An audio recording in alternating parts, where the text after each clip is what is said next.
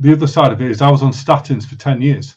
You know, the doctor said, you've got high cholesterol, your mum's got high cholesterol, your dad has, they're both on statins, you might as well go on statins. So I was on statins for 10 years. I dropped them straight away. Tony, how did you find Carnivore? It was not straightforward. It was sort of a link. It was a domino effect. What it was about 6 years ago now, I lost my father to cancer. And then a few months later, the little hard bit of skin behind my ear, which had been there for years, my daughter said it's black, and I got a diagnosis of melanoma. And cancer is a strange thing, because up until then, you know, disease, dying, that's what happens to other people. And at that moment, it happens to you, and you suddenly become mortal. For the first time in my life, I've suddenly felt mortal. And it was something that, yeah, I mean, I was lucky. It was stage 1, and, you know, they got rid of it. Like I said, she's come up for 6 years, and, you know, no chemo, nothing else. You know, if I'm going to have a cancer diagnosis in my life, I'm glad it was that one. But it doesn't help your subconscious. Every lump, every bump, every spot, you wonder, is it back, is it back, is it back? And I struggled with that for many years. And then around about last May, I was unfortunately, I was out of work. I do contracting, so my contract is ending. I was between contracts and looking for another one. And just by chance on YouTube, in the recommended, something came up from a doctor called Thomas Seyfried that said cancer and sugar. And I never got to terms truly in my mind about cancer.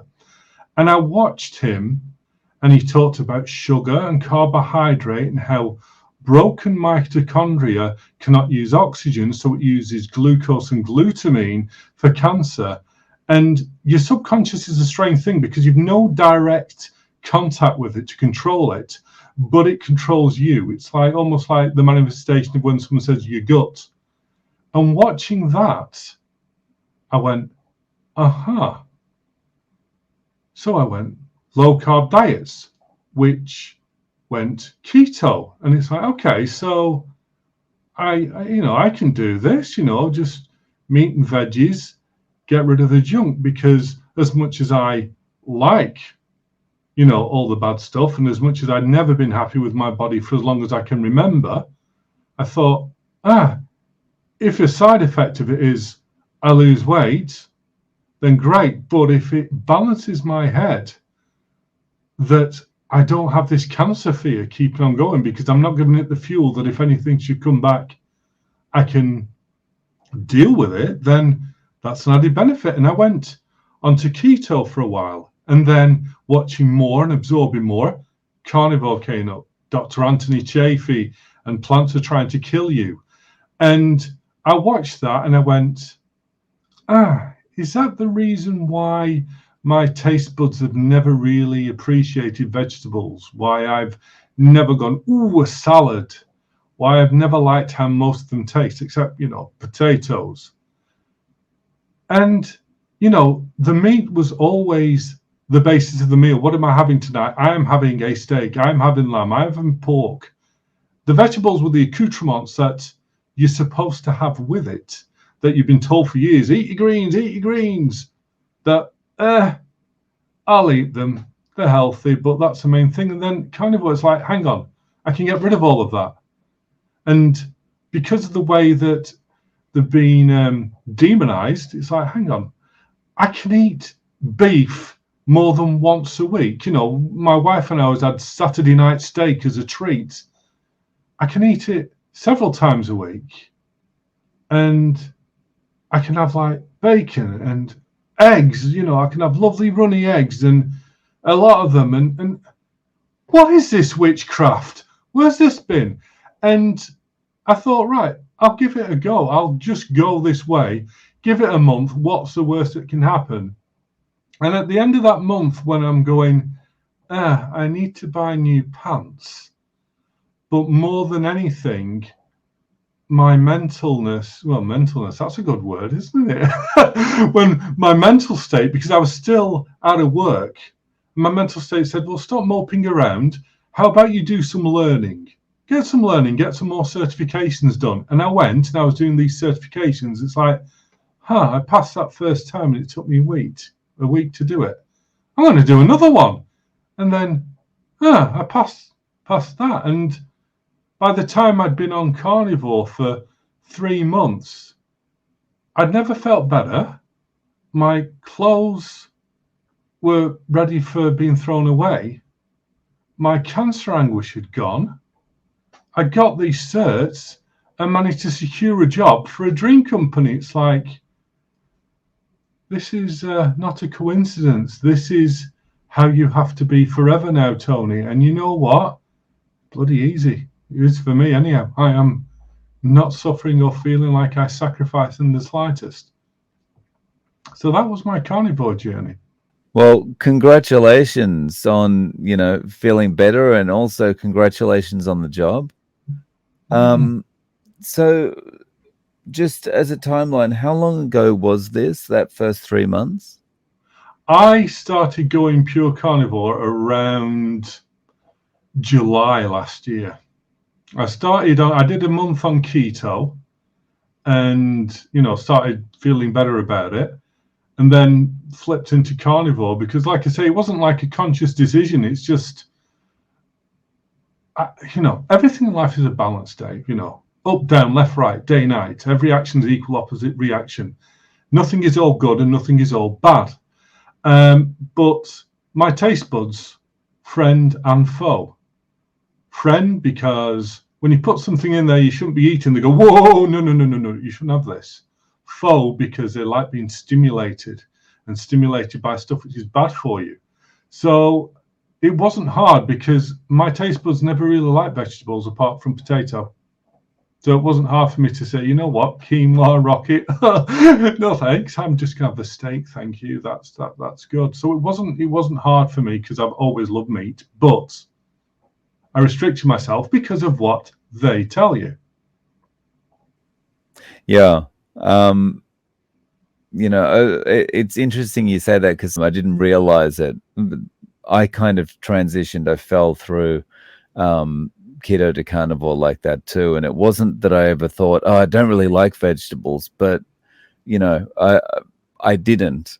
It's just that I was eating them because subconsciously you think,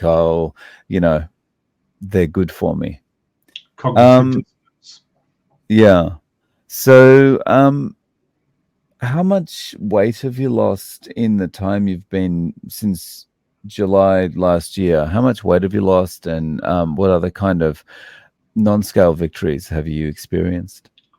Well, I mean, I have always been large. I've always been big, and I look at my family and they're all big.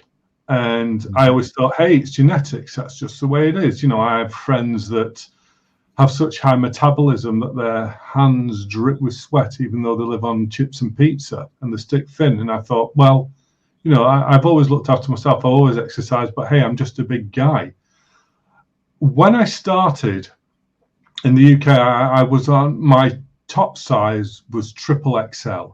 I had a 20-inch neck. I had a 44 to 46-inch waist, depending on the clothes. And now I'm in L, XL. I have a 36-inch waist and my neck has gone down to 17 inches. I mean, my cheeks stick out further than my neck. That's the first time that's ever happened. Because I had a wondrous experience the other week where I decided, you know what? No more supermarket jeans for me now. I'm going to get myself a pair of Wranglers. Yeah. And I went to the shop and I went, I think I'm about 38. I'll get the 38, but I'll take a 40 just in case, the 38s are too tight. And I put the 38s on, took them off, put my pants back on, walked back to the rails and said, right, let's get a pair of 36 since the 38 were too big. And that meant something to me because last time I remember having 36-inch waist was late teens. That's the last time I can remember that. I mean, I literally threw 50% of my clothes away. The good stuff like my nice leather jackets, etc., I sold on Vinted. And I've got literally a completely different wardrobe than I did this time last year. And it felt great because I can now buy off the peg in the shops, nice stuff. And for the first time in forever, when I go out, you know, if I put my suit on, if I'm going into work, I look in the mirror and go, you look good, mate. Backed up with the fact that you're doing the best thing for my body. And, you know, you don't really have to fear. I mean, hell, Dave, I could never do one press up. With the big gut I had, I couldn't do a press up. And now, every day, just because I can while I'm working from home, every hour I'll get up and I'll just go and do 20 press ups and then go back to work. It takes me about 40 seconds.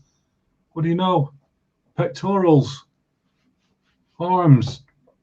I keep telling my friends, it's the single best thing you can do for yourself because it makes sense. And this is what we've got to look, because I don't want to seem like I'm having a go at people, but you know, in business, you find there's a lot of people that want plausible deniability. And in the case of the masses, it's, you told me this was good, you told me this was safe, so that I've got diabetes now and a heart problem. It's your fault, not mine. It takes courage to say, you know what, I've read, I've watched, I've researched my gut. And I think that is one of the biggest losses to modern society, is that we don't trust our gut anymore. And our gut is the subconscious again, but it's everything we've ever learnt, everything we've ever experienced, everyone we've ever met distilled into a feeling, the feeling that is the best thing for us. And why would we guide ourselves wrong? My body said to the gut, it said, this is right for you. So I took that and I ran with it, and the results have been fantastic, because it's sometimes when there's so much thrown at you from every angle, from other people, from doctors, from advertising, from people, and let's be honest, humans, we are greedy and selfish. And if you want to know why anything happens or anything is prevalent, it's because somebody is making money from it. So you've got to trust your gut, and it's hard to do. But when you don't know, because there's so much interference, you've got to try and go with the hard facts that you do know. And the hard fact which keeps me coming back is simple. It's society and ideology does not change biology. 1,000 years ago, we did not eat like this. 1,000 years in evolutionary terms is nothing. We haven't changed really in 1,000 years. We're an old creature. It took us a million years to evolve. Millions. I don't know exactly how many, but 1,000 didn't. And certainly not 100.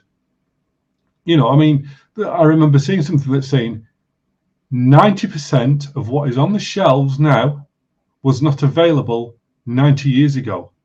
And neither was 90% of the diseases. And if you can't see the correlation between how we've changed our eating habits and the rise of diabetes, cancer, and heart disease. I mean, cancer, again, like I say, it is something very close to my heart. I hope it never gets close to my heart, but you know what I mean.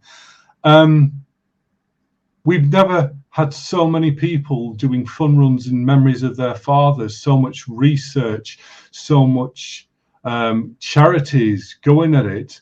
And yet the cancer rates are getting worse and worse and worse. Why is that?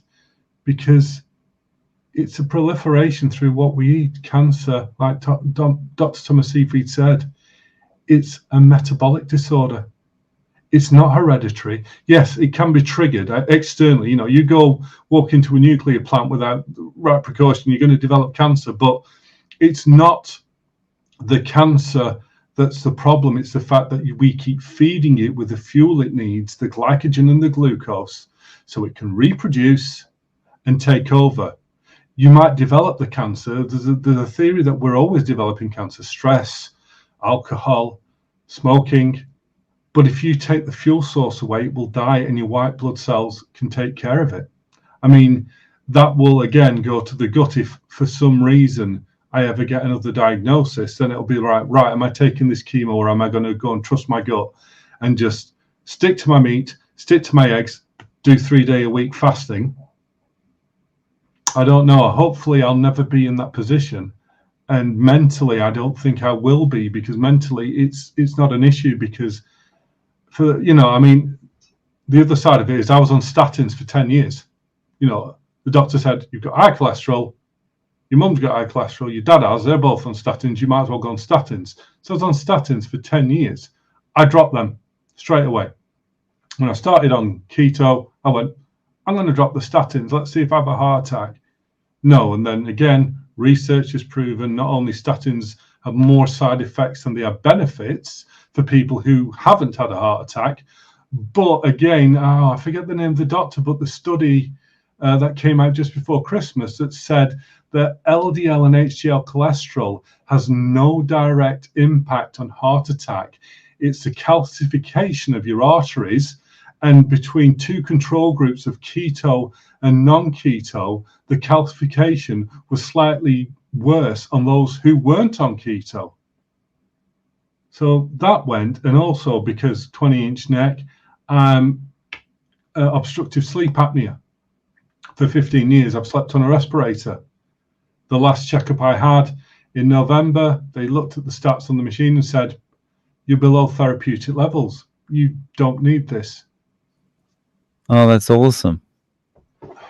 Oh, wow. That's awesome. I just want to kind of touch on one of the points that you mentioned there about trusting your gut. It really is this kind of your body feels better.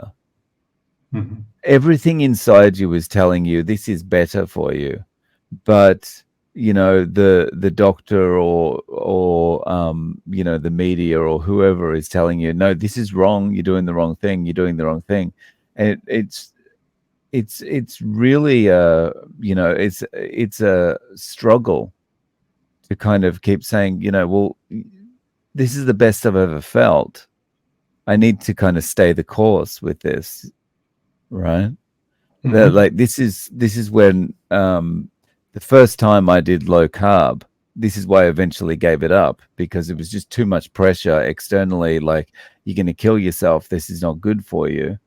And despite how good I felt, I thought, well, maybe they know something I don't.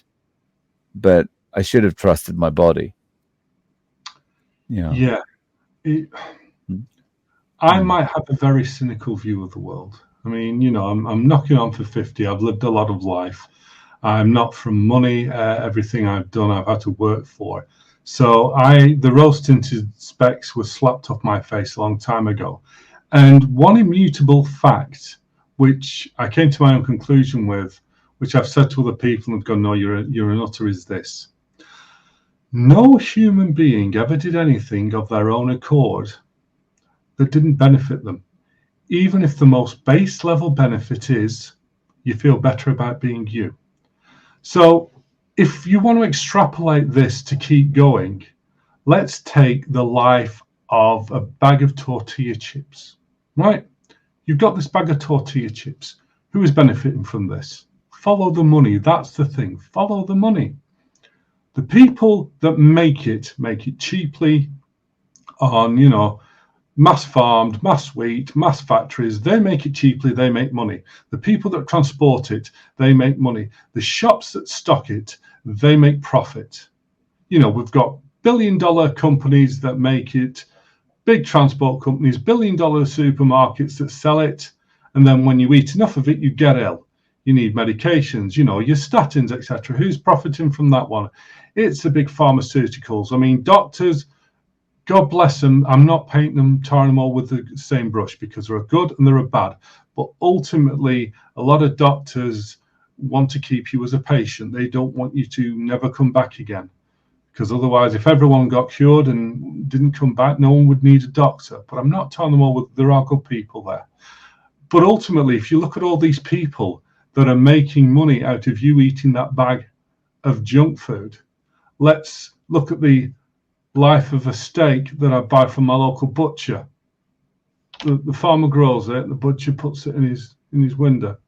That's who's benefiting that, and that's why that isn't being thrown at you all the time. That's why, like I say, the way I look at the world is, if something is being demonized, it's because they don't want you to have it. Anything which you are coerced into, which is constantly thrown at you, advertised, pressurized, it's not in your benefit to take it.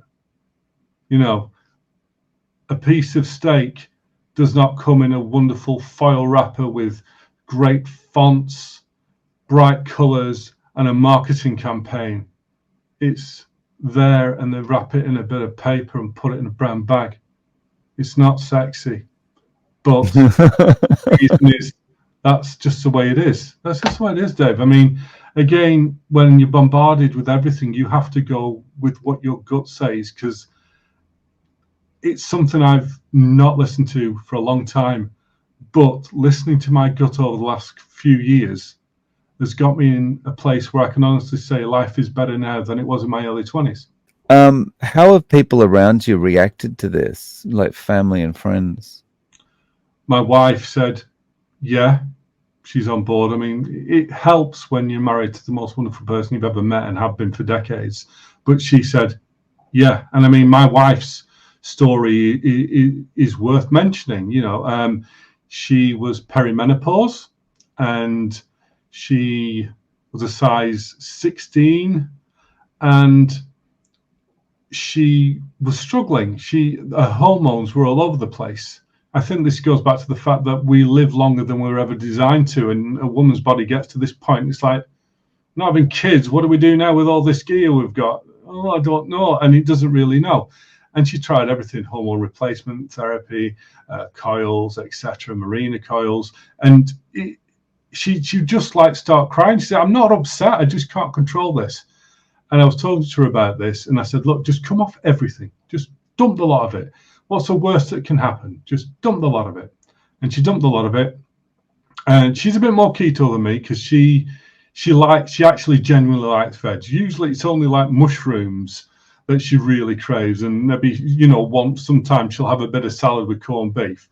But, you know, when I'm making steak, she's having steak. When I'm doing pork, she's having pork. And what do you know? No bags of tears anymore. And she's gone from a size 16 to she's around a size 10 now.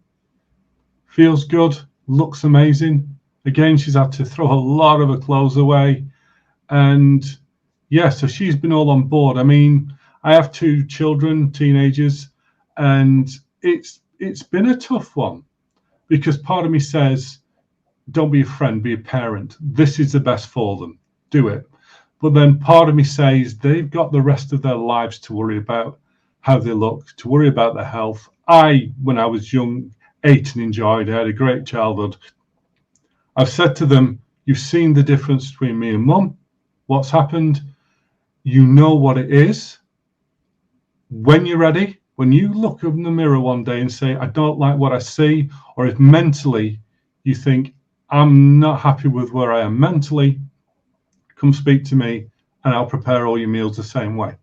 I mean, my son, he has steak with us 3 times a week, which is good. He loves steak. He has it 3 times a week. Yeah, all right. He might have some like fries with it and all that, but it's something. But they know that if they want to change the way they eat, then just speak to me. Because I don't want to force it on my children. I want them to enjoy the child and be kids, and, you know, enjoy it while they can, because it didn't damage me from what I can see. So it didn't damage my wife neither, but it wasn't good. But you can't force somebody into something like this. You can't say, do it. You have to, again, your gut, your subconscious has to believe it, because that is what will keep you motivated, because you believe in yourself, saying this is the right thing. Friends, I've taught them about it. I think they're a bit fed up of it now. So I've stopped. My conscience is clear. I've spoke to them about it. They've seen the change in me, because I haven't seen some of them for a while, because my friends are a bit here, there and everywhere. We met up just before New Year, and they just said, you look amazing. I said, it's easy. If you get to the point where you've said, I've had enough of how I feel, how I look, I've given you most of it, but if you need some support, just talk to me. And that's all you can do. It's as simple as that. Yeah, I mean, my son is taking it in. I mean, he's 13, but he's cutting down. For example, I've said to him, if you feel like snacking on a bag of potato crisps, don't get a bag of my pork rinds, 0-carb pork rinds. And he said, I like them. He's my son. He, for good or bad, he's inherited my DNA. So, he does like meat because he's my son and he likes the pork rinds. And again, it's little substitutions instead of them having loads of regular chocolate now. If they want a treat, he gets a little bar of 90% cocoa chocolate, which is bitter, but he likes it. But the thing is, that little bar of 90% cocoa chocolate has like 0.2 grams of sugar in it and 3.5 grams of carbohydrate, which is a hell of a lot different than having a proper candy bar. So he's making the changes, but he's also ready to shoot up. And, he's at that age that I know when it's going to happen. When he starts thinking, what, I'm into the girls now, I want them to notice me, then he'll come and talk to Dad, and Dad'll, make sure he eats the right things and help him with his little exercise regime as well. Nice. So day to day, how are you eating now? I'm pretty much OMAD, and I have been, because the thing is, I never really bothered about breakfast. When I was, commuting a lot of the time, it's like, I'm not bothered about breakfast. So I will start eating. I'll usually have myself a snack, which would be, like I say, maybe some pork rinds. I'm still doing a bit of dairy. Dairy has no effect on me, never has. I like it, but at least in England, we can get lacto-free cheese, so there's no carbs at all in it. I'll have a bit of that and maybe some pork rinds, maybe about 3 o'clock in the afternoon. And then when I feel hungry, I'll have my main tea and stop at about 7, and then that'll be it until the next day. And I don't feel hungry during the day. It's your taste buds. And what you have to do, again, it's guts again, you have to differentiate between your stomach saying, I need fuel, I am empty, and your taste buds saying, I would like to taste something tasty. Because if you just stop at that moment when you think, I just want to grab something, and focus on your stomach and say, does that feel all like bubbly and empty? Or is it this saying, I want to taste something good? That's something that you have to make a disconnect of. And I've done that. Now I go, do I need food right now? No, I'm going to keep on going. And throw away when you're hungry, because sometimes, I say I have the snacks and stuff, but sometimes it will get to like 3:30, 4 o'clock in the afternoon. I'll go, I could murder a steak and eggs. I'm just going to go make myself steak and eggs, because it's this is breakfast, this is lunch, this is dinner. Eat when your body says you need something to eat. And because, like I say, the fat is so satiating and the protein's good, you don't get the insulin spikes. I mean, obviously I'm fat adapted now. I'm happy with once a day. I think the next thing I want to try is a sustained 3-day. I haven't done that yet. I need to work up to it, but that's how I eat now. It really is empowering how you can get to the point where you can say, look, I just don't need this stuff anymore, and I can go without food for all through the morning. I can go and get my work done. I can go and do whatever I need to do, and when I start to actually properly feel hungry, then I'll go and eat. But otherwise, I'm good, right? Yeah. I think another reason for so much obesity, though, is it's another human trait, and one of the biggest problems with the modern world, I find. I mean, I work in technology, but I'll be the first to say that technology has only ever given us one thing, Dave. What's the only thing that technology has ever given us? Convenience. Good question. Convenience. That's it. It's not created anything new. We had films before, we had music before, we had communications before, we had games. Convenience. It's given us convenience, which has given us a lot more spare time. A lot of time that we're not walking to the shops. A lot of times we're not commuting somewhere. A lot of times we're not going out to the pub to socialize. We're getting more and more isolated, and we've got all this spare time with nothing to fill. So we're sitting there and going, I'm going to eat something. Because I don't know about you, but if I'm busy, I don't think about eating. It's when I'm bored that I think about eating. And because now in this modern world, a lot of people working from home, the shopping being delivered to the door, less reason to go into town. We've got a lot more time on our hands to get bored, to think about our bellies. And I think that is a major impact on why, again, obesity levels are going up and up and up. That's a good point, but also the other side of this is that now that you're doing carnivore and you're doing OMAD and you're not thinking about the snacking and you're not thinking about food all the time, you're likely going to have a lot more time than you would have had before. Yeah. Like how do you find you if you could put all that additional time together, how are you spending that time now? Well, oh, this sounds really soppy, but I'm spending more time with my kids. You know what I mean? I'm spending more time with my son and my daughter. I mean, my son, for example, I'm taking him through Dad's journeys of great films that you really should see. So we have movie nights now where we watch, movies together and stuff. And like I say, I also have my own little YouTube channel, which is not as successful as yours, but it's something that I enjoy doing for that. So that's where I'm sort of filling the extra time with. I'm also working on making a film. I've written it, I've got the cast, but we're gonna start it in March. So it's nice to have the time, but the thing is, Dave, is that the mental clarity of eating fat, which is what your brain's made of. This is it just bends my head. Cholesterol, it's so bad. Cholesterol.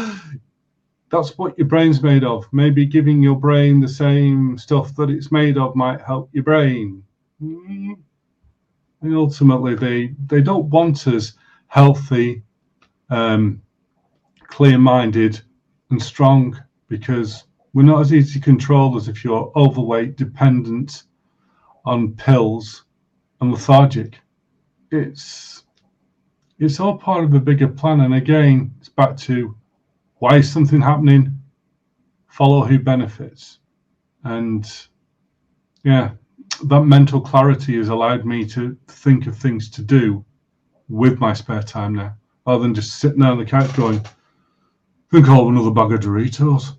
Can I ask what kind of genre of movie you're making? Yeah, it's going to be short. It's only going to be about 40 minutes long.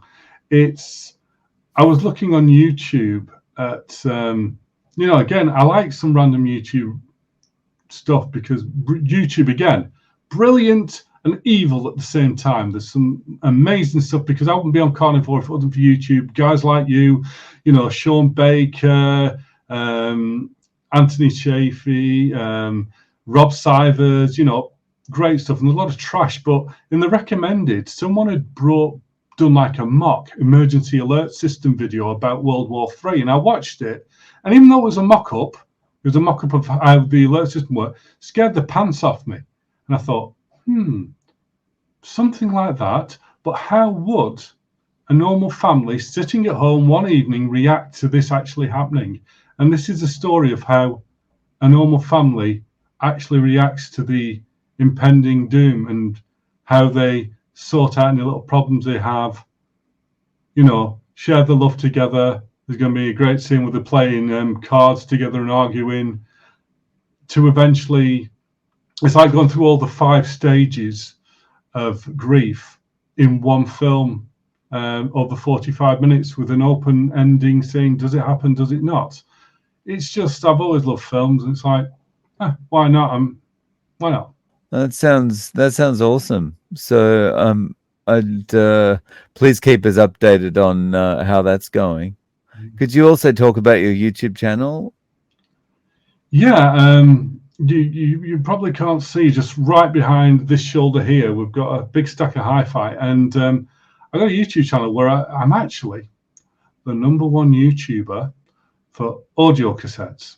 It's great being the #1 in the world for something that no one really cares about. But anyway, but yeah, my channel is all about the nostalgia of audio cassettes. I get a lot of them and show you how to do proper good recordings on them, a lot of different makes. And it does have a hardcore following. You know, it's not a massive following. You know, I could never make a living off it. But again, like, one of the best reasons to do things is because you kind of enjoy it. I mean, it has got a bit tricky of late because cassette prices have gone through the roof. I mean, they're very expensive now to try and find new sealed blank cassettes because they haven't been made for 20 years. So my enthusiasm, I will say, is waning a little bit. But, you know, nearly 26,000 subscribers. I've been doing it for 6 years. So, you know, just...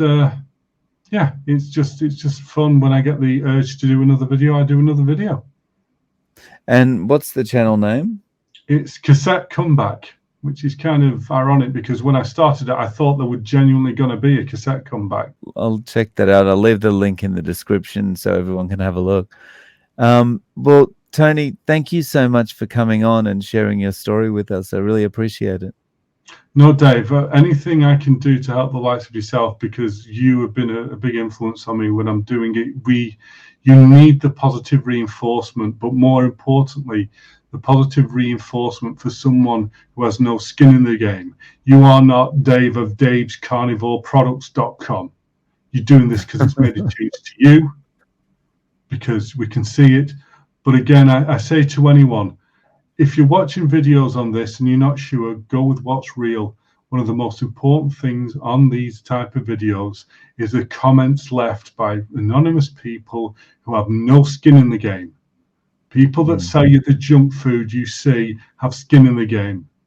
The comments of people who are saying, this has changed me for the better.